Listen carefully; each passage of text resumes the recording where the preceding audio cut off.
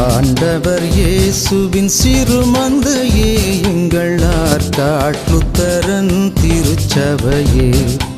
ஆண்டவர் இயேசுவின் சிறுமந்தையே எங்கள் ஆற்காட்டுத்தரன் திருச்சபையே. பயந்திடாதே நீ கலங்கிட. நமது தாயும் தந்தையுமாகிய கடவுளிடமிருந்தும் நம் ஆண்டவராகிய இயேசு கிறிஸ்துவனிடமிருந்தும் நம் யாவருக்கும் கிருபையும் சமாதானமும் உண்டாயிருப்பதாக. ஆமேன். கண்களை மூடி நாம் இறைவேண்டுதல் செய்வோம். எங்களை நேசித்து வழிநடத்தி வருகிற எங்கள் அன்பின் ஆண்டவரை, ஆசீர்வாதமான இந்த தருணத்திற்காய் நன்றி செலுத்துகிறோம்.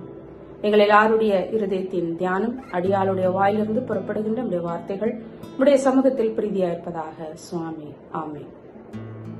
கிறிஸ்துவுக்குள் பிரியமான உடன் விசுவாசிகளே, இந்த உபவாச காலத்தினுடைய தின தியானத்திலே உங்கள் யாவரையும் இந்த இணைய வழியின் மூலம் சந்திப்பதிலே அதிக மகிழ்ச்சி அடைகிறேன். உங்கள் யாவருக்கும் என்னுடைய அன்பின் வாழ்த்துக்களையும் தோத்திரங்களையும் தெரிவித்துக் கொள்கிறேன்.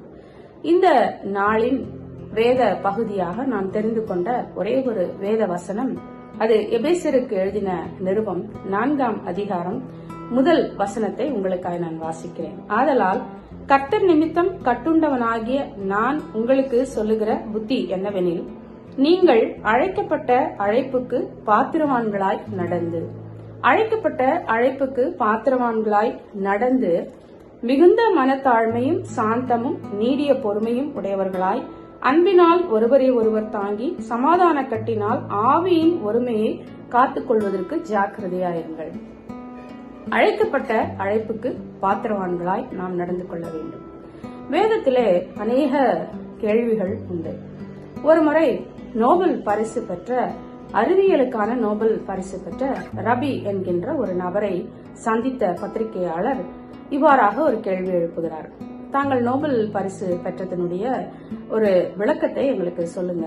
எப்படி இதை பரிசு வாங்கினீங்க? எப்படி இந்த அளவுக்கு அறிவுத்திறனோட நீங்கள் இருக்கிறீர்கள் என்று சொல்லி கேட்டபோது அவர் ஒரு வித்தியாசமான பதிலை சொல்லுகிறார். என்னன்னா, நான் பள்ளியிலிருந்து ஒவ்வொரு நாளும் திரும்பி வரும்பொழுதெல்லாம் எனது தாயார் என்னை பார்த்து, இன்னைக்கு என்ன படிச்ச, இன்னைக்கு என்ன தெரிஞ்சுக்கிட்ட, இன்னைக்கு what have you learn today என்று சொல்லி என்னை கேட்க மாட்டார்கள். இன்னைக்கு ஆசிரியரிடத்துல நல்ல கேள்விகளை நீ கேட்டாயா என்று சொல்லி கேட்பார்கள். I have become a scientist by asking good questions என்று சொல்லி அவர் சொன்னார். நல்ல கேள்விகளை கேட்பதன் மூலம் நான் ஒரு சிறந்த அறிவியலாளராக மாறி இருக்கிறேன் என்று சொல்லி அவர் சொன்ன அந்த காரியத்தை பார்க்கிறோம். ஒருவேளை இந்த உலகத்தை படைத்த பொழுது ஆண்டவர் ஆதாமையும் ஏவாளையும் அழைத்து, இந்த தோட்டத்தினுடைய எல்லாவற்றையும் நீங்கள் சுதந்திரித்துக் கொண்டு இதை நீங்கள் அனுபவிக்கலாம், ஆனாலும் இந்த ஜீவ விருட்சத்தின் கனியை ஒருபோதும் புசிக்க வேண்டாம் என்று சொல்லி அவர்களுக்கு கட்டளையிட்டதும், அதைத் தொடர்ந்து அவர்கள் இச்சிக்கப்பட்டு அந்த ஜீவ விருட்சத்தின் கனியை அவர்கள் புசித்ததும் நாம் யாவரும் அறிந்த ஒன்று. ஆனால் ஒரு வித்தியாசமான the strange question came from God. என்ன என்று சொன்னால், அந்த மீறுதலை அவர்கள் செய்ததினால, அந்த பாவத்திலே, அந்த கீழ்ப்படியாமை நிமித்தம் அவர்கள் ஈடுபட்ட அந்த பாவத்திலிருந்து தங்களை தற்காத்துக் கொள்வதற்காக அவர்கள் தங்களை ஒழித்துக் கொண்டிருந்தார்கள், தங்களை மறைத்துக் கொண்டிருந்தார்கள். தேவ சமூகத்தை விட்டு அவர்கள் விலகி இருந்தார்கள். அப்போ ஒரு ஸ்ட்ரேஞ்ச் கொஸ்டின் ஆண்டவர் கேட்கிறார். ஒரு வித்தியாசமான கேள்வியை ஆண்டவர் கேட்கிறார். என்ன கேள்வி கேட்கிறார்? ஏன் இப்படி செஞ்சீங்க அப்படின்னு அவர் கேட்கிறார். மாறாக, வேற ஆர் யூ, எங்கே இருக்கிறாய் என்று சொல்லி ஆண்டவர் கேட்கிற காரியத்தை பார்க்கிறோம்.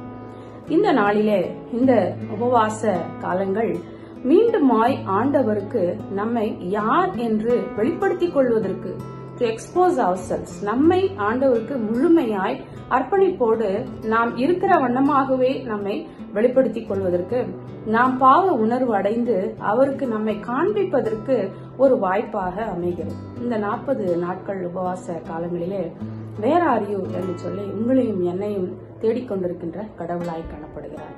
ஒருவேளை நாம் சில நேரங்களிலே ஆண்டவர் விரும்பத்தகாத பல்வேறு காரியங்களிலே நாம் நம்மை இணைத்துக் கொண்டு, ஆண்டவர் விரும்பாத பாவ காரியங்களிலே நாம் ஈடுபடுத்திக் கொண்டு, அவருடைய சமூகத்திற்கு நம்மை மறைத்துக் கொண்டு, அவருடைய சமூகத்திற்கு நம்மை வெளிப்படுத்திக் கொள்ள முடியாதபடிக்கு நம்மை ஒழித்துக் கொண்டிருக்கும் பொழுது ஆண்டவர் நம்மை தேடுகிறவராய் காணப்படுகிறார். இந்த கேள்விக்கு நாமே விடையாக இன்று அழைக்கப்படுகிறோம். இந்த ஆதியாகமம் 3ஆம் அதிகாரம் 24ஆம் வசனத்துல முதல் முறையாக வழி என்ற ஒரு வார்த்தை பயன்படுத்தப்படுகிறது. தோட்டத்திற்கு செல்லுகின்ற வழியை ஆண்டவர் பாதுகாப்பதற்காக, அதை காவல் வைப்பதற்காக அங்கே கேருபீன்களையும் சுடரொளி வீசிக்கொண்டிருக்கின்ற பட்டயத்தையும் வைத்தார், அந்த வழியை என்று சொல்லப்படுகிறது. ஒருவேளை ஜீவ விருட்சத்திற்கு போகும் வழியை காவல் காப்பதற்கு அதை God blocked the way, அதை தடுப்பதற்காக, அதை காவல் காப்பதற்காக அந்த வழியை ஆண்டவர் இப்படியாக கேருபீன்களையும் சுடரொளி வீசிக்கொண்டிருக்கின்ற பட்டயத்தையும் அங்க வைத்தார் என்று பார்க்கிறோம். ஆனால் பிற்காலத்திலே அந்த வழியாகவே இயேசு கிறிஸ்து மாறி இருக்கிறார் என்று சொல்லி நாம் படிக்கிறோம்.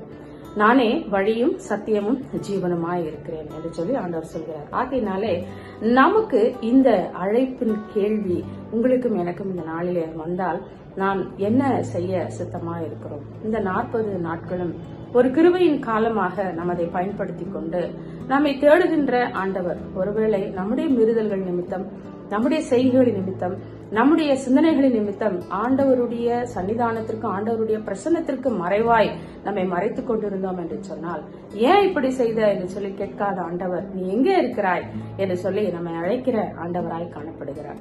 அந்த அழைப்புக்கு நாம் பாத்திரவான்களாய் மாற கர்த்தர் உங்களையும் என்னையும் ஆசீர்வதிப்பார். ஒருவேளை இந்த அழைப்பு பிழைப்புக்கான அழைப்பு அல்ல. The call is not for the survival. நாம் பிழைத்துக் கொள்வதற்கான அழைப்பு அது அல்ல. அநேக பரிசுத்தவான்களுக்கு, அநேக கர்த்தரின் தாசர்களுக்கு இந்த அழைப்பு பல்வேறு சூழல்களிலே, எரேமியாவுக்கு, எசேக்கியேலுக்கு, அதே போல மோசேக்கு என்று சொல்லி நாம் வாசிக்கிறோம். அநேகருக்கு இந்த அழைப்பு கொடுக்கப்பட்டிருக்கிறது.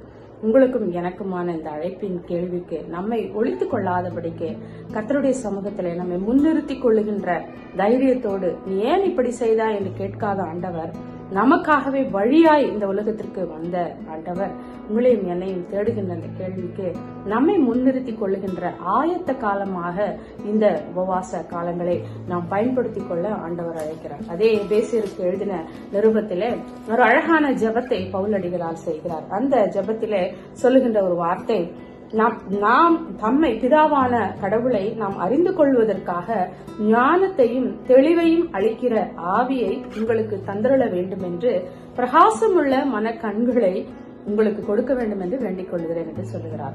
Enlightened eyes of our heart, பிரகாசமுள்ள மனக்கண்கள் நமக்கு கொடுக்கப்படும் பொழுது நாம் செய்த மீறுதல்கள், நாம் செய்த தப்பிதங்கள், நாம் செய்த கீழ்ப்படியாமையினுடைய காரியங்கள், கடவுளுக்கு விரும்பாத காரியங்களை சுமந்து கொண்டு ஆண்டவருடைய பார்வைக்கு மறைவாய் இருக்காதபடிக்கு இந்த 40 நாட்கள் ஒரு கிருபையின் காலமாய் நாம் பயன்படுத்தி கொண்டு வேற அறிவு என்று தேடுகின்ற கடவுளுக்கு நம்மை முன்னிறுத்திக் கொள்ள கர்த்தர் தாமே நம்மை வழிநடத்தி ஆசீர்வதித்து காப்பாராக. கண்களை மூடி நாம் இறை வேண்டுதல் செய்வோம். எங்களை கிருபையாய் நேசித்து வழிநடத்தி வருகிற ஆண்டவரே, எங்களை தேடுகின்ற கடவுளாய் காணப்படுகிறது. உம்மை அறிந்து கொள்ள பிரகாசமுள்ள மனக்கண்களை நாங்கள் கொண்டு சுவாமி, நாங்கள் எப்பொழுதும் உமக்கு விரும்புகின்ற மக்களாய் ஜீவிக்க கர்த்தர் எங்களை வழிநடத்த வேண்டும் என்று எங்கள் கர்த்தரும் மீட்பரும் இரட்சகரும் ராஜாவுமாக இயேசு கிறிஸ்துவ நிமித்தம் கெஞ்சி மன்றாடி கேட்டுக்கொள்கிறோம் எங்கள் ஜீவனுள்ள நல்ல பிதாவே, ஆமென். திரியேக கடவுளின் அன்பும் அருளும் ஆசீர்வாதமும் வழிநடத்துதலும் நம் அனைவரோடும் இன்றும் என்றும் சதா காலம் தங்கி காத்துக் கொள்வதாக.